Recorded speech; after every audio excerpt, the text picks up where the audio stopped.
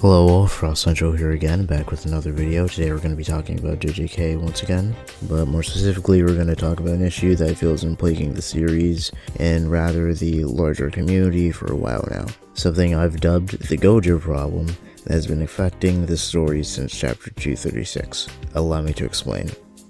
Gojo in Jujutsu Kaisen, since he showed up, has been a constant source of power, aura, and menace throughout the series. Anytime he's shown up, he's been described as the strongest, most capable, and skilled sorcerer around. A lot of explanations in the series for some of the crazy stuff that he pulls off is simply explained by the sole fact that he is Satoru Gojo, and the characters in the story and we the readers look on at this explanation with enough rationale and confidence to say that that makes complete sense.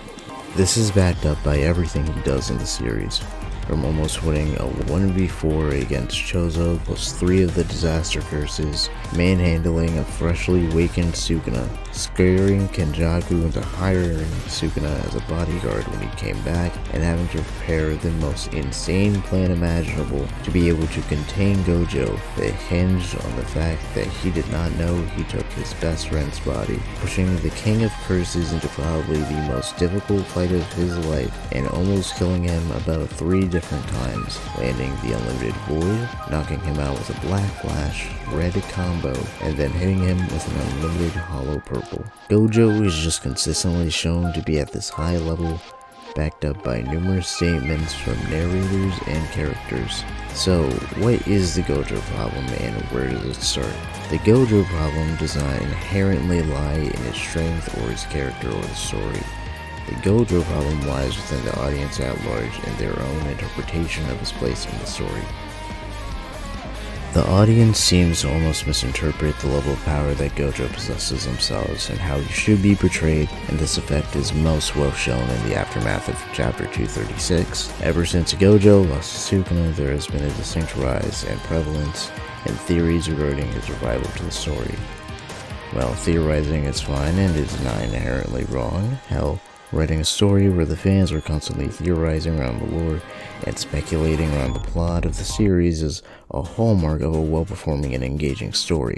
The constant week-by-week delusion of theories regarding Gojo's arrival can be damaging to the fanbase at large, even after several confirmations that basically confirm Gojo is dead. From the cover of Volume 26 being a funeral photo for the honored one, Yuji taking Gojo's body, and confirmation from other characters, even the author himself. This is damaging due to the idea that the story cannot be fully completed or end properly without Gojo coming back. Now, I'm not gonna sit here and say that I wouldn't be a bit excited if Gojo came back. Not only is he one of my favorites in the series, he's also given quite a bit of views, and a video on his arrival would probably garner a lot of attention from me. What I am saying is that implying that the story requires him coming back absolutely is not true and is undermining not only the conclusion of Gojo's character, but the progression of Yuji and Yuta. The ideas of sacrificing Yuta to bring back Gojo goes against what the character himself would even want and does not work story-wise. If you dislike the decision to have Yuta, Kenjaku, Gojo, that in and of itself is fine. I myself am not the biggest fan of it, trust me, but to want to erase an entire character and its growth in order to bring back our favorite white-haired light skin is kind of crazy. Now, if Gojo was to come back now, the story just ends, blatantly. If the actual Gojo were to come back, take over, Sukuna just dies instantaneously. No merger, no Megami back, probably. No Yuji final moment with Sukuna. Sukuna just dies, and that robs us from those cathartic moments of Megami and Yuji finally being reunited, and Yuji finally truly getting his run back against Sukuna. Gojo is so strong that there would be no threat, and it kind of does the same thing Dragon Ball did in the Buu saga, where it says the next gen can't get the job done, and the old gen just has to do it all itself, which I am confident Gege is not trying to do in his story based off of everything we have seen. All in all, I like Gojo, and I believe most JJK fans like Gojo.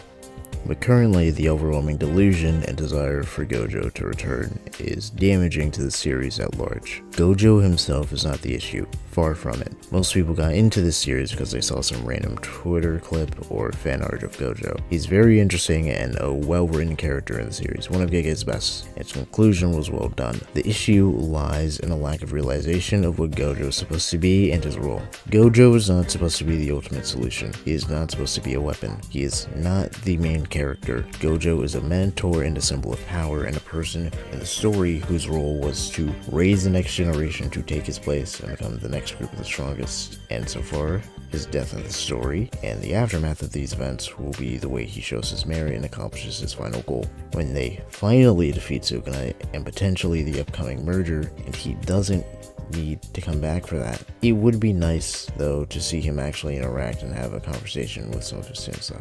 Anyways, that's all for now. If you enjoyed this vid, please leave a like and subscribe. Now, Frost out. Peace.